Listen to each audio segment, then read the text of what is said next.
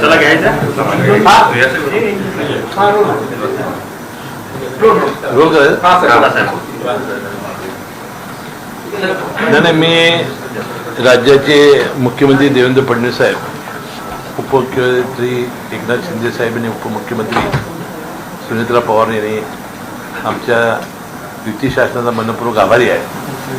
आपल्याला माहिती आहे की विधानसभेच्या अजून 3.5 वर्ष निवडणुका असताना सुद्धा आपण शेतकऱ्यांची परिस्थिती बघून जे आम्ही जाहीरनाम्यामध्ये दिलेलं होतं त्यामध्ये 2 लाख रुपयेपर्यंत कर्जमाफी थकबाकीदारी शेतकऱ्यांची आणि 50,000 हे नियमित भरणाऱ्या शेतकऱ्यांना प्रोत्साहन अनुदान देण्याचा निर्णय ऐतिहासिक घेतला आणि ज्याचा उल्लेख मुख्यमंत्र्यांनी माझ्या नावाचा सुद्धा काल केला. त्यामध्ये मी त्यांना विनंती करत होतो की किती रक्कम आणि कुठल्या तारखेपर्यंतची थकबाकी ही महिन्याला ही तारीख तुम्ही जाहीर करा आणि प्रोत्साहनपर अनुदानाची कधी भरलं पाहिजे त्यांनी ते एक जाहीर करा. आणि मी मनपूर्वक आभारी आहे की 2 लाखाची थकबाकीमध्ये जवळजवळ आमच्या जिल्हा मध्यवर्ती बँकेचे 2 लाखाचे वरचे 436 कोटी आणि 2 लाखाच्या आतील 175 कोटी ही रक्कम आपल्याला अनुदान म्हणून मिळणार आहे. आणि त्याशिवाय 50,000चे अनुदान आहे त्यामध्ये सुद्धा अशी एकूण 611 कोटीचा जवळजवळ आपल्या 2 लाख शेतकऱ्यांना त्याचा फायदा जिल्हा मध्यवर्ती बँकेला होणार आहे. आता सगळी तुम्हाला सविस्तर माहिती आम्ही कोष्टकाद्वारे देऊ. आता हे सगळं अपलोड केलेलं आहे. आता यामध्ये जो क्रायटेरिया शासनाने लावलेला आहे की इन्कम टॅक्स भरणारा, त्यानंतर जो सरकारी नोकर, निमसरकारी नोकर, अनेक सहकारी संस्था ज्या चांगला पगार देतात अशा लोकांना यातून वगळलं जाणार आहे. आणि ती अंतिम जी फिगर आहे ती त्यानंतर येणार आहे. आता जवळजवळ 22,000 कोटीची पुरवणी मागणी परवा मंजूर झालेली आहे आणि सगळ्याला 36,000 कोटी रुपये लागणार आहे. मला वाटते या ऑगस्टपासूनच त्याची अंमलबजावणी सुरू होईल आणि 2 लाखाच्या वरची थकबाकी, 2 लाखाच्या आतील थकबाकी आणि प्रोत्साहन अनुदान या नियमित भरणाऱ्यांचं माफ झालेलं आहे. आता मुख्यमंत्र्यांनी परवा ऐतिहासिक 2 अटी बदलल्या. त्यामध्ये गेल्या महात्मा फुले कर्जमुक्ती योजनेमध्ये ज्यांनी लाभ घेतलेला आहे त्या शेतकऱ्यांना 50,000 रुपयेपर्यंत द्यायचं आम्ही मान्य केलं होतं. आता आपल्या युती शासनाच्या सर्व आमदारांच्या वतीनं विनंती करण्यात आल्यानंतर त्यांनाही 2 लाख रुपयेपर्यंतचा लाभ मिळणार आहे. 22-23, 23-24 आणि 24-25 अशा 3 वर्षापैकी 2 वर्ष आणि 30 जून 2026ला आपली जर कर्जबाकी भरली तर नियमित भरण्याला प्रोत्साहन अनुदान 50,000 मिळणार होतं. आता 30 जून होऊन गेलेला आहे त्यामुळे आता भरण्याचा प्रश्न नाही, लोकांनी पैसे भरलेले आहेत. परंतु ती अट आता मुख्यमंत्र्यांनी 30 जून 2026ची काढून टाकलेली आहे. त्यामुळे आता बऱ्याच शेतकऱ्यांना या कर्जमाफीचा फायदा होईल. आणि आजपर्यंत जी थकबाकी माफ केलेली आहे राज्य शासनाने त्यामध्ये सर्वात जास्त रक्कम 36,000 कोटी आणि सगळ्यात जास्त 36 लाखच्या वर शेतकरी अशा लोकांनाही कर्जमाफी होणार आहे. एकीकडे कर्जमाफी होणार आहे पण दुसरीकडे अख्खा महाराष्ट्र जवळपास पूर्णतः पावसाच्या पासून अलिप्त आहे. काही वेळ पाऊस पडला पण त्याच्यानंतर मात्र आता पावसानं पूर्ण उघडीप दिली. शेतकऱ्यांसाठी ही चिंतेचा विषय आहे का? एकीकडे दिलासा म्हणता येईल आणि दुसरीकडे काय परिस्थिती नाही. त्यामध्ये काय झालंय की कोकण आणि मुंबई हे 2 भाग जे आहेत तिथं चांगला पाऊस पडलेला आहे. पश्चिम महाराष्ट्रामध्ये आणि पुण्यामध्ये तर 50% धरणं आपली जवळजवळ भरलेली आहे. फक्त दुधगंगा धरण आपलं सोडलं काळमवाडी, कारण ते गळतीच्या निमित्ताने आपण पाणी सोडलं होतं तर त्यात जवळजवळ धरणं ही 50% भरलेली आहे. आता सगळ्यात जास्त परिणाम जो आहे तो आहे मराठवाडा किंवा खानदेश या ठिकाणी पाऊस कमी आहे. आता नवीन जे आता अंदाज आलेले आहेत जुलैच्या एंडपासून आणि ऑगस्टला मुसळधार पाऊस आहे. आता मला आमच्या विभागात विशेषतः पश्चिम महाराष्ट्रामध्ये नद्या आता भरलेल्या आहेत त्यानंतर विहिरीला पाणी आलेलं आहे, बोरला पाणी आलेलं आहे. यंदाचं जे ऊसाचं पीक आहे हे निघेल, त्यात काही काळजी करण्याचं कारण नाही. आणि फक्त राहील कुठं कॅनलवरची जी माळावरची पिकं आहेत ते कॅनलला पाणी थोडं सोडावं लागेल. परंतु पुढच्या वर्षी मात्र धरण जर भरलं नाही तर पुढचा शेतकऱ्यांचं वर्ष अडचणीत आहे. परंतु पांडुरंगाच्या कृपेनं कसल्याही परिस्थितीत पाऊस पडेल. आजपर्यंत आपल्या विभागाला कधीही पावसानं दगा दिलेला नाही. 5% कमी जास्त होईल परंतु धंदे भरतील असा मला आत्मविश्वास आहे. आपण कर्जमाफी देत असताना बँकांना कर्जाच्या बाबतीत दिलासा मिळाला पाहिजे अशा प्रकारची भूमिका आहे. कारण लोक कर्ज भरायला तयार नाही अशा प्रकारची भूमिका आपण विधानसभेत मांडली होती. खरं तर जिल्हा बँकेला कशा प्रकारचा मोठा दिलासा म्हणता येईल की खातेदारांना लाभ मिळेल. आपले मगाशी म्हटलं की जवळजवळ 2 लाख शेतकऱ्यांना लाभ मिळेल. आणि आमच्या कोल्हापूर जिल्ह्याच्या शेतकरी वैशिष्ट्य आहे की ते नियमित कर्ज भरत होते. आता सुद्धा मी जेव्हा आव्हान केलं किंवा 30 जून 2026ला तुम्ही जर भरला नाही तर तुम्हाला 50,000 अनुदान मिळणार नाही. आणि 2 लाख रुपयाचं काय ते मागचीच थकबाकी होती. त्यामुळं चांगला फायदा 600च्या वरती कोटी रुपये जिल्हा मध्यवर्ती बँकेला मिळतील. आता पाऊस ऑगस्टपर्यंत मला वाटते आमची सरासरी भरून काढेल. काल साहेब एप्रिल मे महिन्यात जो काय अवकाळी पाऊस झाला त्यासाठी 84 कोटी रुपये निधी मंजूर झालेला आहे.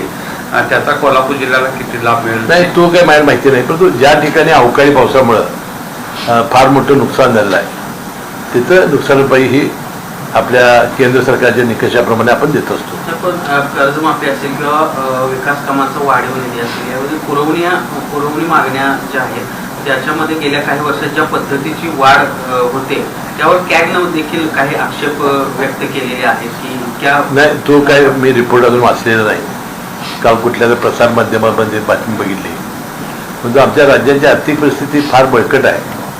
त्यामुळं आम्हाला कर्ज काढायची जी मर्यादा आहे ती काय अजून संपुष्टात आलेली नाही. त्यामुळं विकास कामासाठी कर्ज काढणं, शेतकरी गोरगरीब माणसांना दिलासा देण्यासाठी कर्ज काढणं काय अवघड नाही. एकीकडे कर्जमाफी झालेली आहे मात्र अजूनही प्रामाणिकपणे कर्ज भरणाऱ्या शेतकऱ्याला 50,000चं अनुदान मिळालेलं नाही. आता जे शेतकरी राहिलेले आहेत वंचित त्यांना सगळ्यांना आता अपलोड करायचं सरकारचं आलेलं आहे. त्यामुळे आम्ही सगळ्यांचं अपलोड करणार आहोत. इतर महामंडळाची जी कर्ज आहे ना ती पण माफ करावी, महिला बचत गटाची माफ करावी अशा मागण्या त्याबद्दल काय अजून काही चर्चा नाही. राज्याच्या लाडक्या बहिणींना आम्ही 46,000 कोटी रुपये दिलेले आहेत. राज्याच्या मुख्यमंत्र्यांनी नवीन विक्रम केलेला आहे. शरद पवारांना देखील मागे टाकलेले आहे मुख्यमंत्री पदावर जास्त वेळ राहण्याचा. 3ऱ्या नंबरवर ते पोहोचलेले आहेत. त्यांचं मनपूर्वक अभिनंदन. पण शरद पवार साहेबांना मागे टाकलेलं नाही का पवार साहेब काय आता त्याचं रेकॉर्ड त्यांनी मोडलेलं आहे.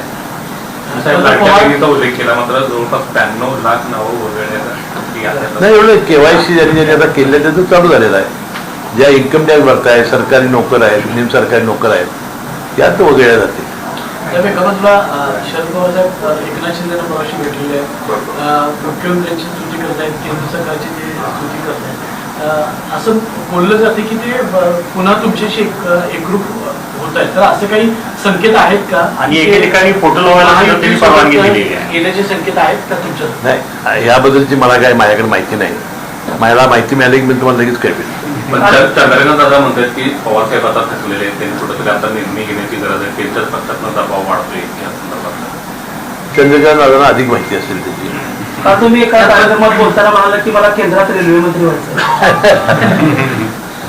नाही मी जेव्हा समाजकारणात राजकारणात आलो तेव्हा मी म्हणालो होतो की मी आमदार होणार, मी मंत्री होणार. या दोन्ही गोष्टी झाल्या. मग आता काय स्वप्न झालं असं त्या ते युट्यूब आणि इन्फ्लुएन्सर आहे ना त्यांनी विचारलं. म्हटलं केंद्रात एकदा जाऊन मला केंद्रात मंत्री व्हायचं आहे, त्यात रेल्वे खाता आवडेल एवढं बोललो. म्हणजे थोडक्यात पुढच्या लोकसभेला तुम्ही पुढच्या विधानसभेला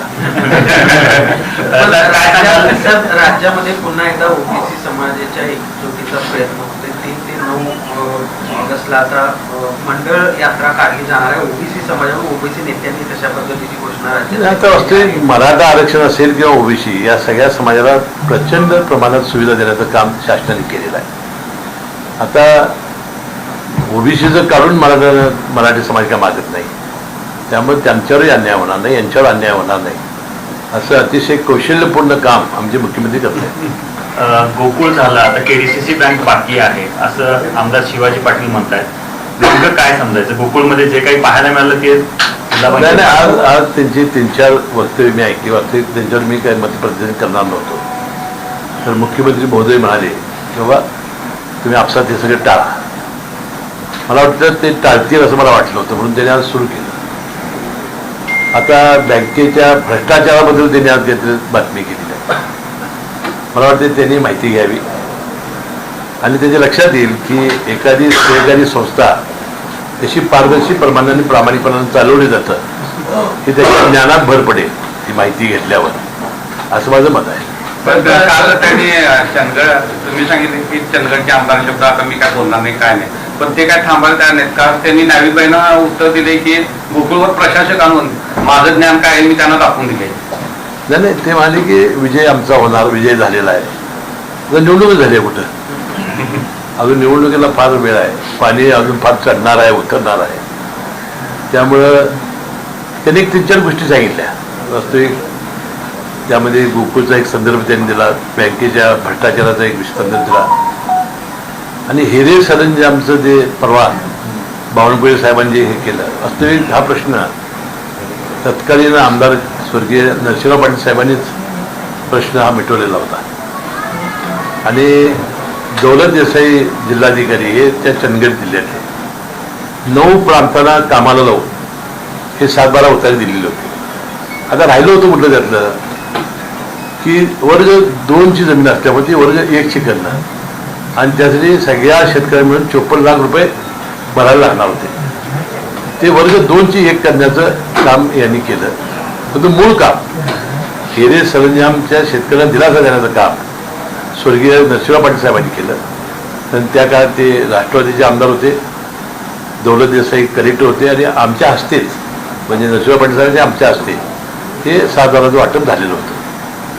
तर शक्तीपीठ महामार्गासाठी सरकारचा आग्रह अजूनही कायम दिसतोय. कारण सांगलीमध्ये एका बाजूला जमीन अधिग्रहणासाठीची प्रक्रिया सुरू झालेली आहे. अजून शेतकऱ्यांचा इकडे विरोध पण वाढताना दिसते. मात्र सरकार ठाम दिसते अजून सुद्धा शक्तीपीठ महामार्ग. नाही, मुख्यमंत्री महोदयांचं शक्तीपीठ महामार्ग करावा असं त्यांचा ड्रीम प्रोजेक्ट आहे. त्यामुळं आमचा प्रयत्न आहे की कमीत कमी बागायती जमीन कशी जाईल आणि ही लाईन कोल्हापूर जिल्ह्यात आता जी गेलेली आहे थोडी, त्या शेतकऱ्यांच्यावर चर्चा करून यामध्ये काय फेरबदल होतो का अशी आम्ही पुन्हा मुख्यमंत्री महोदयांना आणि एकनाथ शिंदे साहेबांना भेटणार. पण विशेषतः कोल्हापूरमधील शेतकऱ्यांची अशी मागणी आहे की ह्या सगळ्या लेआउटमध्ये बदल नको, तर कोल्हापूर जिल्ह्यात हा महामार्गच नको, अशा पद्धतीची एक भूमिका आहे. याबद्दल मुख्यमंत्री महोदयांनी अनेक वेळा खंडन केलेलं आहे आणि त्यामुळे रस्ता होण्याबाबत अनेक वेळा त्यांनी सकारात्मकता दाखवलेली आहे. गोकुळचा दर्जा हा संपूर्ण महाराष्ट्रानं बघितलेला आहे. आता पुन्हा एकदा त्या निमित्तानं समोर आलं की गोकुळच्या दुधाची मागणी ज्या पद्धतीनं अन्न आणि औषध विभागाने कारवाई करायला सुरुवात केली, त्यानंतर गोकुळच्या दुधाची मागणी जवळपास 1.5 ते 2 लाख लिटरनं वाढली आहे. नाही, तुकाराम मुंडे जे आता नवीन आयुक्त आहेत फूड अँड ड्रग औषध अन्न आणि औषध, त्यांचं आपल्याला मनपूर्वक धन्यवाद मानले पाहिजे. एखादा प्रामाणिक अधिकारी धाडशी अधिकारी आला तर कशा प्रकारे काम करू शकतो याचे उदाहरण त्यांनी राज्याला घालून दिलेलं आहे. आणि विशेषतः जीवनावश्यक ज्या वस्तू आहेत, दूध असतील, औषधं असतील, जेवण असेल, हॉटेलमधलं जेवण असेल, शाळेच्या विद्यार्थ्याचं मेसचं जेवण असेल वगैरे, या सगळ्यावर त्यांनी कठोर कारवाई चालू केली आणि 25% दुधामध्ये घट झालेली आहे. म्हणजे 25%पेक्षा जास्त दूध हे भेसळीत येत होतं, आता हे सिद्ध झालेलं आहे.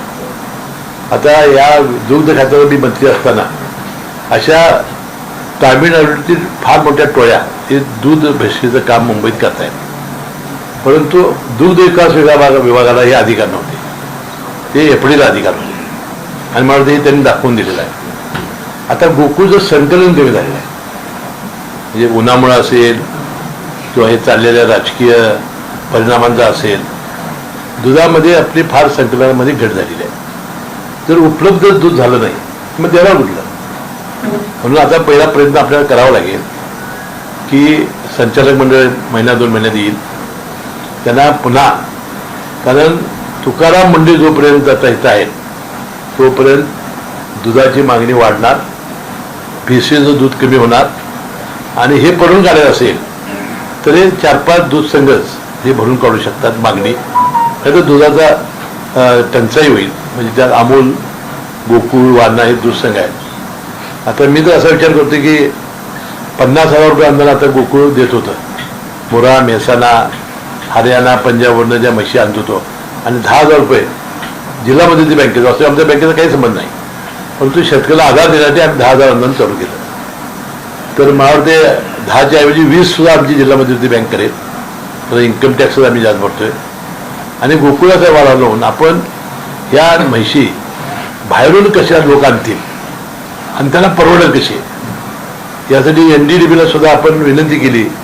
त्यांनी 2 म्हैस विक्री केंद्र एक करवीर तालुक्यामध्ये आणि गडिंगमध्ये सुरू केलं. कारण त्यांचं एक वैशिष्ट्य असं आहे की दूध ते म्हशी व्यवस्थित तपासून, रक्त तपासून, पॉझिटिव्ह आहे का निगेटिव्ह आहे बघून त्यानंतर दूध धार काढून त्या शेतकऱ्यांना देतात. त्यामुळे NDDB सुद्धा केंद्र वाढवावीत. आमच्याही शेतकऱ्यांना आता फार मोठी मागणी आपल्या राज्यभरात गोकुळच्या दुधाला येईल. कारण भिस्सीचं दूध आता बंद झालेलं आहे, पनीर बंद झालेलं आहे. नाही, एक आरोप केला जात होता की गोकुळचा दर्जा असताना काही व्हिडिओ सुद्धा व्हायरल झाले होते. तर या सगळ्या गोष्टीनंतर गोकुळचा दर्जा टिकवण्यात तुम्ही यशस्वी झाले? कधी मी नाही ऐकलं. आता प्रशासक काळात मी काय नाही बघितलं. अगोदर ते व्हिडिओ होते, त्यामुळे ते प्रशासक काळातलं काय नाही, प्रशासन काळात नाही, सत्ताधारी असतात. म्हणजे संचालक मंडळ असताना विरोधी गटाच्या संचालिका शौमिका महाडिक यांनी काही व्हिडिओ तसे त्यांची काय ते केले होते. व्हायरल व्हिडिओ त्यांनी कधी ते राजकीय असेल त्यांचं, कधी हे आपण कधी ऐकलेलं नाही. तुम्हीच म्हणता की आता गोकुळला 2 लाख लिटरची मागणी आलेली आहे. आता तुम्हीच मान्य केलं. दर्जा टिकवण्यात तुम्ही यशस्वी झाला?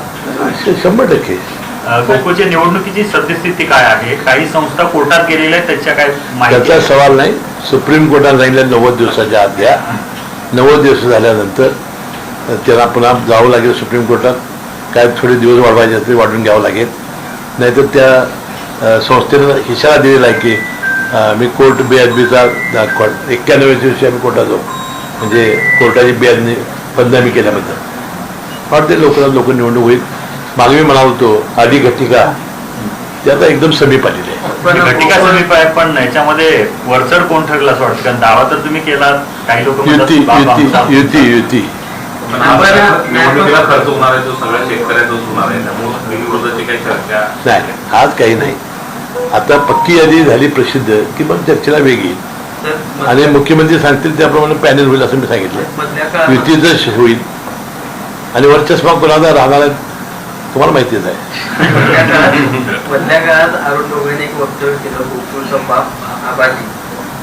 ते मला भेटले, त्याने म्हणाले की तसं नव्हतं की सिनियर माणूस म्हणून मी म्हणालो. बाप हा आंध्र पाटील चोईकरच.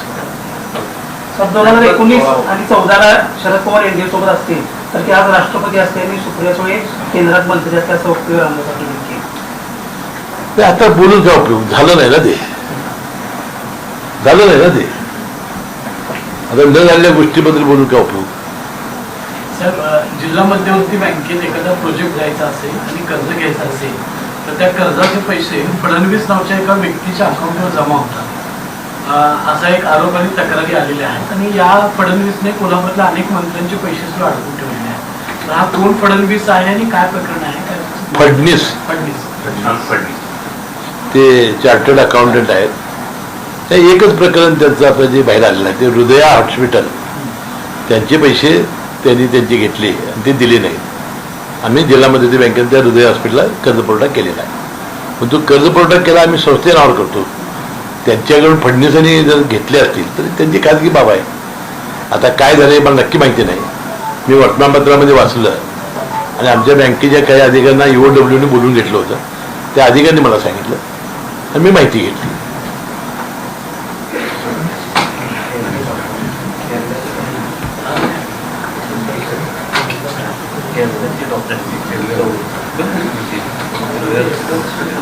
थँक्यू. पुरोगामी कोल्हापूर जिल्ह्यामध्ये एक घटना घडली. एका विद्यार्थ्यांना आत्महत्या केली.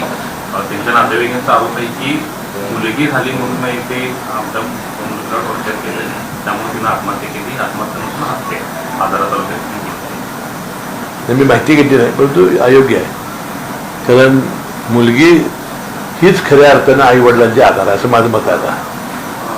आणि मुलगीच आई वडिलांवर जास्त प्रेम करते. आणि आता अनेक मुली आहेत की बाबा आपण बघितलेलं आहे की आता त्या यशस्वीरीतीनं काम करतायत. आता आमच्याकडं मुख्याधिकारी आले आहेत, पूर्वी आयुक्त होत्या, महिला IAS IPS होत आहेत.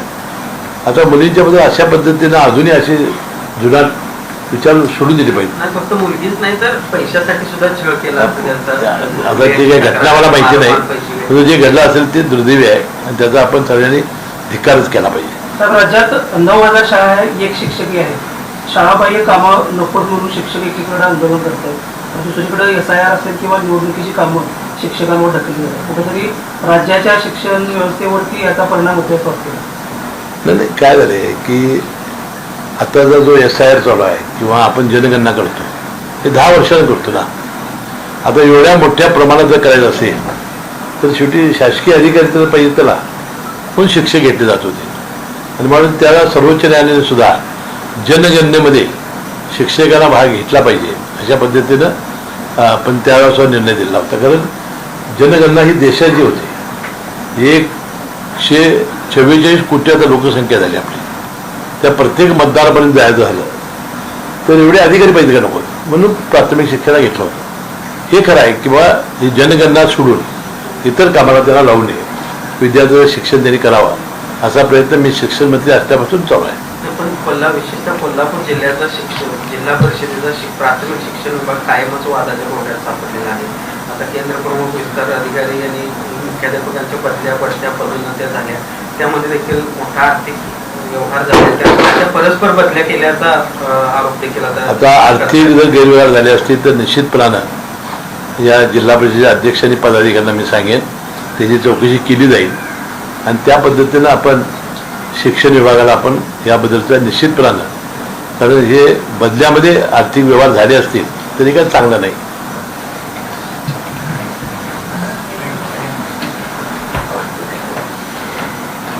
मिटिंग चालू करायचं ना.